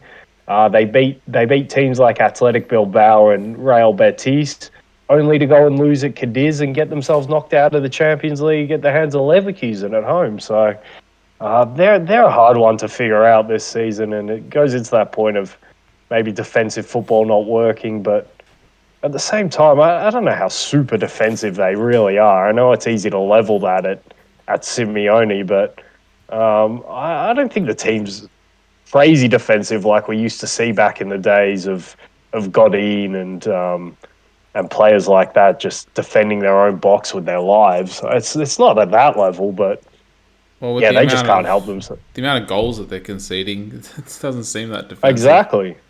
Yeah, and they just can't. Yeah, like I say, they can't help themselves. Can't get anything together. But for the top of La Liga, Real Madrid lose points at home to Girona. which is an absolute shock, no doubt. And Barcelona get a very, very late win against Valencia through, of course, that man again, Robert Lewandowski, to close the gap at the top. And now I know they don't have Champions League football to look forward to next year, but Barcelona definitely have a title challenge to look forward to. And if they could start getting their defenders back, I know Koundé, I think, got injured in this game, which will be a massive blow if he's injured for any period of time, not only for him, but for France. Obviously, seeing Varane go limping off as well last game for United. And I think Kimpembe came back for PSG, which is good news for them. But the French are in disarray in terms of injuries and whatnot for their squad leading into this World Cup, much like Barcelona are in disarray with injuries to their defenders. So if Koundé's not able to play in the coming weeks for Barcelona, I'm interested to see who they pull out to use. They might have to rely on PK, but they would use a Marcos Alonso, obviously, as a centre-back, which is madness. But in terms of that title challenge, that's two great results in terms of having a competitive title race in Spain. Another one that, and I thought they went 1-0 down in this game, but I mentioned them, I think, 2 weeks ago, and I thought I'd put the jinx on them, much like other people had. But Union Berlin somehow, with the very last header of the game, literally, I think the referee blows his whistle after the goal, but they somehow managed to get a 2-1 win against Mönchengladbach at home and remain top of the table after Bayern beat, I think, Mainz 6-2 at home. So their belief continues, even though they had a rocky result away at Bochum last week. But for them, I think it's the most important thing is trying to get into top four, and the way the teams around them. I mean, Eintracht played against Dortmund in this match day, and Dortmund get a 2-1 win that they just did not deserve at all. Eintracht were creating a lot of chances in the second half. I think the XG was like 3 goals for Eintracht and 0.77 for Dortmund, but Dortmund somehow win 2-1.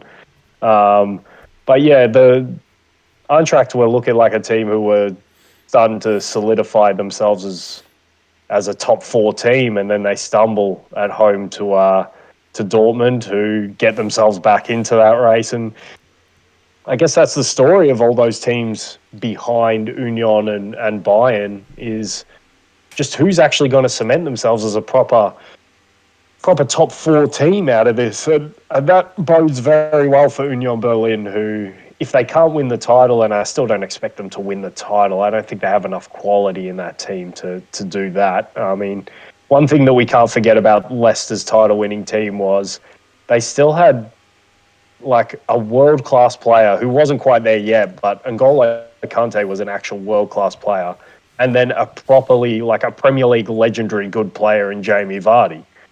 So they had proper quality in those 2 key areas when they went on to win the title. Whether someone distinguishes themselves out of this Union Berlin team to be that guy, I haven't quite seen it yet. That's why I don't think the fairy tale really exists yet. But finishing top 4 for a club of that size would somewhat be a fairy tale anyway. And they look like they really should finish top 4 at this stage. So yeah, they just continue to roll on, continue to believe, and let's see how far they can push this title thing. But if not, top 4 is a great safety net to fall on. And then just to finish on Serie A, which continues to maybe be the most entertaining league in Europe. Napoli, what more can we say? We've talked about them so long. We're going to have to start asking ourselves pretty soon if Napoli are the real deal, because they look like the real deal for Serie A, particularly with AC Milan losing away at Torino on the weekend, which is a devastating loss for their title challenge. But in terms of the Champions League, we're going to have to start asking if Napoli really are the real deal as well. And all indications point to yes at the moment. But another club we might have to start asking that for is Atalanta, who get a bounce-back win on the weekend, 2-0. after their loss to Lazio, who, on the flip side, Lazio have a terrible night at home to Salernitana, which I still don't know if I got that name wrong. I remember a few months ago when I was trying to talk about a Juve game, I couldn't pronounce their name for the life of me, so I've tried Sounds there. about right. I don't. It sounds about right, but and do you have the fixtures up with you right now? Yeah, I got them in front of me. Do Lazio play against Roma this coming weekend? Yes, they do on Sunday. So they had a terrible night. Not only Juve Inter as well on Sunday. And they're two clubs I'll touch on quickly before I leave Serie A. But Lazio not only had a terrible night because they lost 3-1 at home, but Sergej Milinkovic-Savic was left out for this game because he was nearly on the yellow card limit. And obviously they're already without Ciro Immobile. He comes on, I think, in the 60th minute when they're, I think, 2-1 down, or it might have been 1-1. He gets himself a yellow card in the last 30 minutes. So he now misses the Rome derby. Lazio will be without their two main men going into that game. And this could be a pivotal moment for Lazio going forward to see whether they can hang on to the rope and stay in there for that hunt for top four, or whether those two teams that you just mentioned, Juve and Inter, which it might be a blessing for Lazio that they're playing each other, but Inter continue to roll. Inter, I think, are gaining a little bit of confidence after what happened in the Champions League, and it seems like ages ago we were talking about Simeone and Inzaghi's job being under threat because they're not quite back in the top four, but they're reeling off results now. And Lautaro Martinez is looking like he's ready to take the leap, maybe become a very, very good striker up there. But yeah, and Juve as well, they've got to the point where they've got nothing to lose. We might start seeing them use a bit more youth. I know Fagoli, I think his name was, scored the winner at Lecce on the weekend. I think Moretti starts that game. I think Gatti, I think they've got at the back. I don't know if he's a young defender, but it looks like Allegri might be taking his lessons from what he saw so far this season, and he might be trying to do something a little bit different in terms of blooding that youth into the team. So I don't want to say they might be primed for an upturn in form, because what we saw in the Champions League was pretty disastrous until the last 10 minutes, which we'll briefly touch on in a minute. But, you know, maybe the fact that they got nothing to lose now and they start using fresher, more exuberant players in the first team, it might lend itself to an upturn in form for them. So, yeah, Serie A, so much like a bit like the Premier League, but I think we've got even more challenges for that top four, and maybe even the title as well in Serie A, which is very entertaining for us neutrals. Yeah, I'd say the title is a little bit more. I think it's a little bit more open because you don't really have a team that's like a foregone conclusion, like Man City. Everyone expected them to just sort of run away with it, which at the moment isn't happening, which is good, I guess. But here it's like Napoli, Atalanta, Milan, and then once Inter and Juve, being the big guns that they are, if they can start picking up some form, you'd expect them to sort of be in that hunt. And then you got other ones like Mourinho's Roma. You got Lazio there. Is also like, yeah, you got a couple of big clubs that are all challenging for possibly the title or even the top four. Because like, look, let's be honest, a 10-point gap with 12, like between Juve and Napoli, with 12 points with 12 games played. Liverpool closed a 14-point gap last season. And like we keep saying, Napoli are notorious for getting to the crunch time. So, you know, it'd be foolish for us to write off any of these teams at this point in the season. Yeah, and that's one of the things that makes Serie A so exciting at the moment. Yeah. And look, before we transition to the Champions League, I just got to tell you a little story. So before I left, so last Wednesday before I left for London, I put my first bet on here, like at one of the betting agencies. It was a multi-bet. I think I had. Let me just bring up the games just so I can remind myself. And like I was actually like really close to winning it. I only put like I guess like €2 as the stake, but I would have won like €100 or so. But like if you actually like looking at the results, you're like, okay, it wasn't too far off. But if you know what happened in the games, you're like, oh man, that was actually so close to getting over the line. So I had Harry Kane to score at any time. He gets a goal ruled off in like the 95th minute was it? So did he? I didn't watch that game. So yeah, well in the Tottenham Sporting game, he scores I think in the 95th minute, and then VAR rules it as offside, and it was like a millimeters offside as well. Ajax Liverpool, I had over 3.5 goals, and I think Liverpool had a host of chances to score a fourth goal, or even Ajax probably had a chance to score a goal themselves to make it 4 goals total in the game. I had Atletico Leverkusen. I had Atletico to win, and I think they had we're going to get into that game, but they had a penalty right at the end, which they missed. Barcelona Bayern, I had as well over 3.5 goals, and I think Bayern, albeit Bayern before their third goal, they had a goal ruled off for offside, which was millimeters offside, but that would have at least made it 3-0 in like the 60th minute or the 70th, so they probably might have gone on to score a fourth, or Barca probably maybe could have got a goal themselves, but they never looked really like scoring. I had Eintracht Marseille. I had that over 2.5 goals, so I got that one right. So like, and then I had Napoli to win. So like in 3 of those bets, it was like millimeters or like inches within getting the whole thing correct if you actually knew what happened in those games.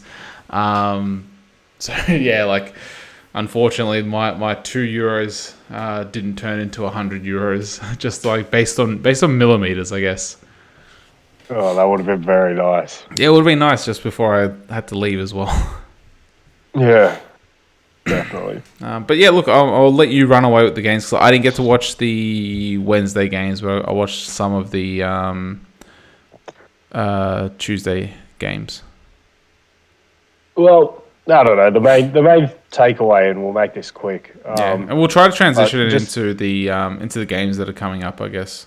Yeah, exactly. But the main takeaway from what we saw last week of the Champions League was just how average a match day 5 we had on our hands. There was nothing really encapsulating. If I get the matches in front of me, except for obviously the main talking point, which was Leverkusen against Atletico. Atletico obviously needing to win to stay in the competition, getting a penalty in. The referee had actually blown for full time.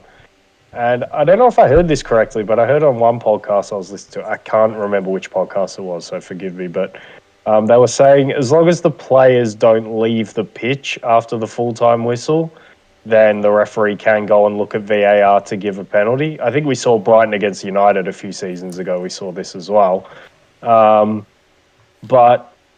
I'd be interested as a manager if I knew that was the rule. As soon as that full-time whistle goes, I'm getting my players the hell off the pitch. I'm just like, get off the pitch, please, everybody. But yeah, they get a penalty after the full-time whistle's blown. And the sequence of the penalty, you've seen the penalty, right? I haven't. I didn't get to check it out. out. You've got to, like, you don't even need to watch the whole thing. Just watch the penalty. Carrasco takes the penalty, gets it saved. Saul comes from nowhere from outside the box, headers it, hits the crossbar. And then Reynaldo has a shot on target that guess who blocks it? Can you guess who blocked the shot? I'm guessing it's an Atletico player, Carrasco. Yeah, but can you guess? Yes, Carrasco's still in the way when Reynaldo has a shot and blocked it over the bar. It's unbelievable the finishes this team has dished up to us, but for them, they're out of the Champions League. So, to be fair, I don't think they had a big a big chance of winning the Champions League, and now you have another team maybe to contend with in the Europa League. Should they hold on to that third spot over Leverkusen? But yeah, I think they have a better chance of winning that competition, to be fair, this season, Atletico. But a bit of blow for them to not be playing knockout stages of the Champions League. Like I said, if we were doing this pod at the end of last week, I would have heaped somewhat praise on Chelsea after their performance at Salzburg.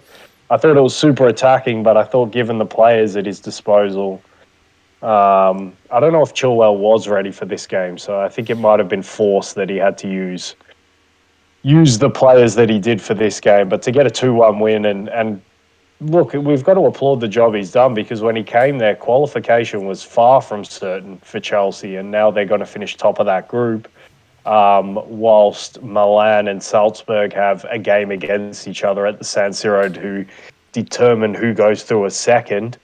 So that is obviously one that we should look forward to. Benfica still continue to justify my selection as a dark horse, because up until the last 10 minutes of that game, they battered Juventus off the park. Enzo Fernandez was fantastic. Rafa Silva played maybe one of the best games I've seen an individual play this season. Could have had 4 or 5 goals in this game, and nearly came back to bite him on the bum, with Juve making that late comeback. But Benfica battered them off the park and rightly go through to the next round. And now Juve are looking at a situation where, you know what, they still have work to do just to qualify for Europa League. So, Porto get their revenge on Club Brugge, win 4-0 away and qualify themselves in that Atletico group.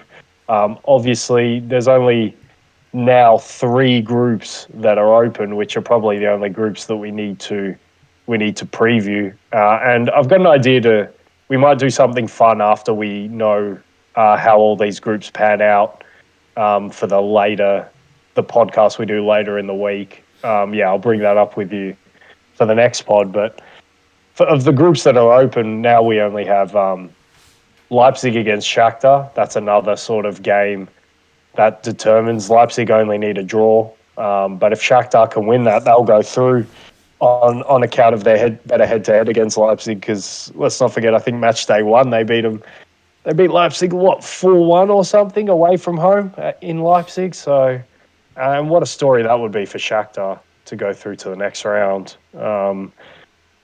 As a Ukrainian representative, of course.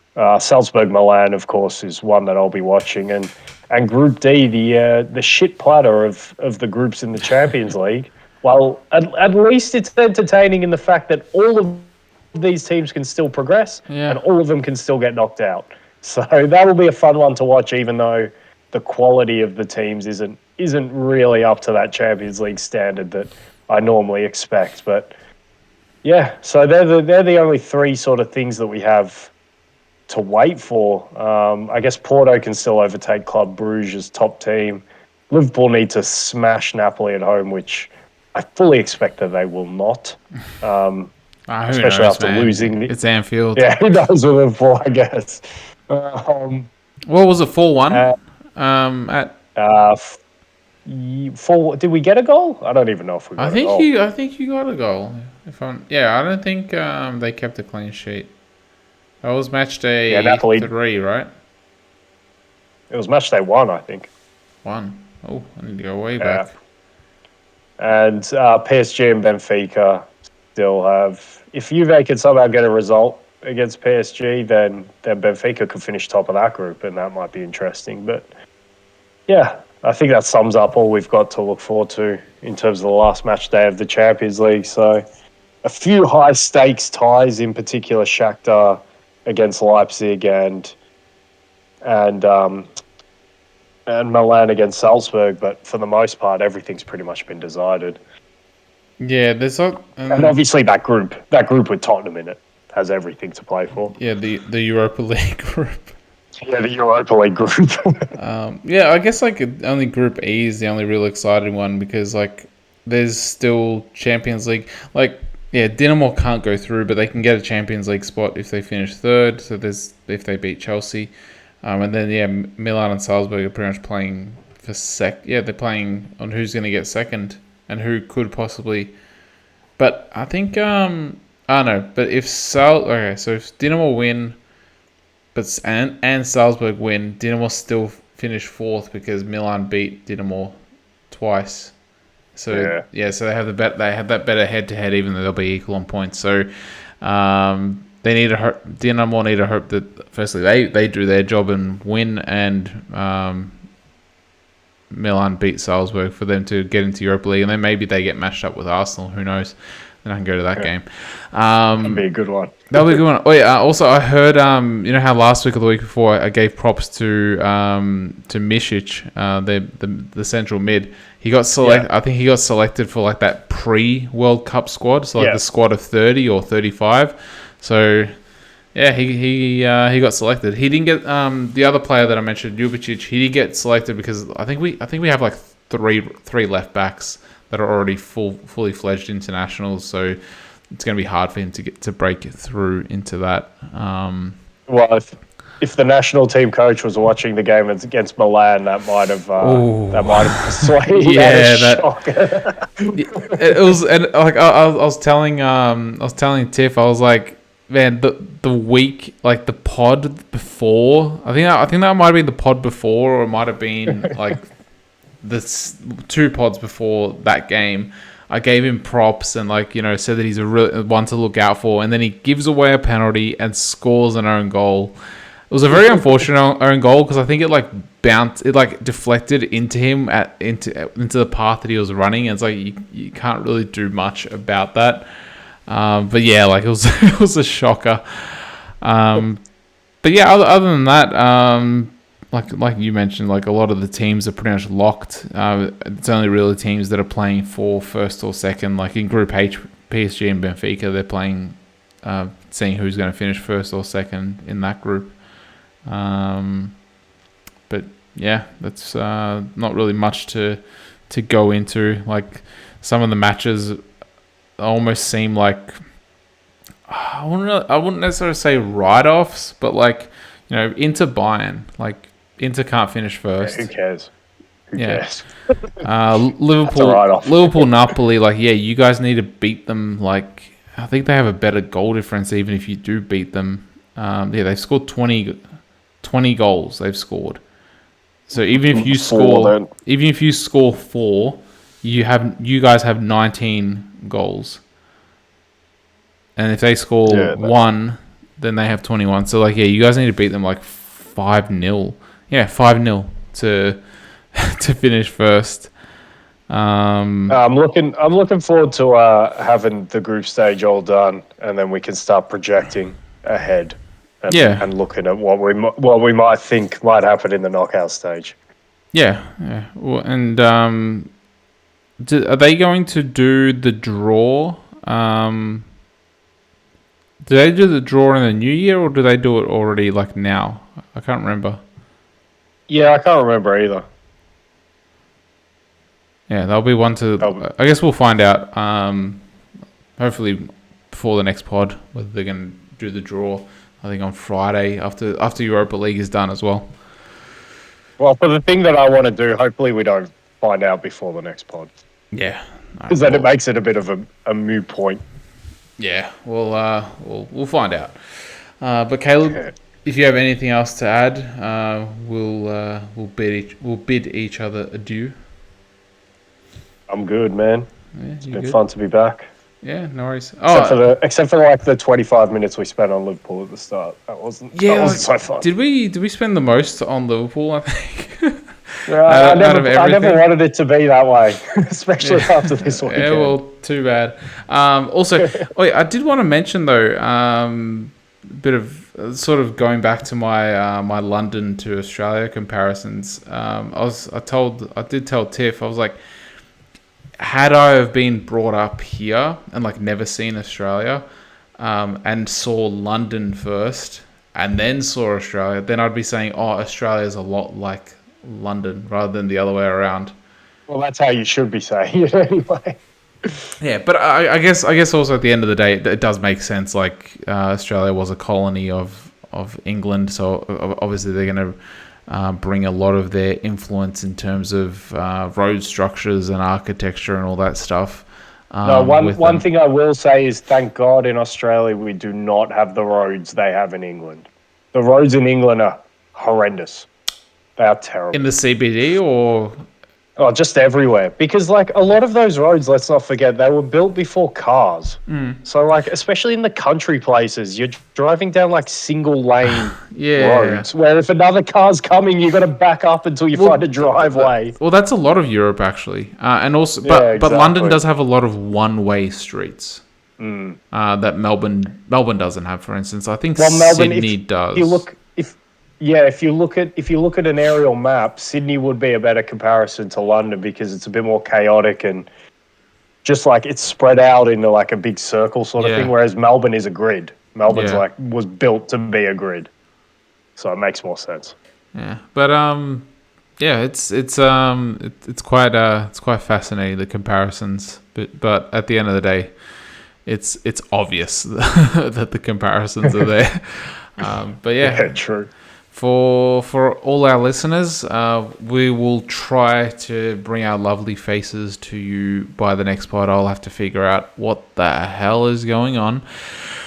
So they'll take a little bit of tinkering from my end. I thought things would be all right. It took us, I think, 20 minutes or even half an hour to kickstart this pod, and now it's taking us. We did it for you guys. Yeah, and it was all for nothing. We bought. To be fair, people are probably happy that they don't have to deal with our faces. Yeah, who knows whether they actually whether they just listen or whether they look and listen. But yeah, tell us in the comments, guys. Yeah, and give and subscribe. Definitely give a like, give a subscribe, and for all those tuning in, thanks for listening, and bye for now.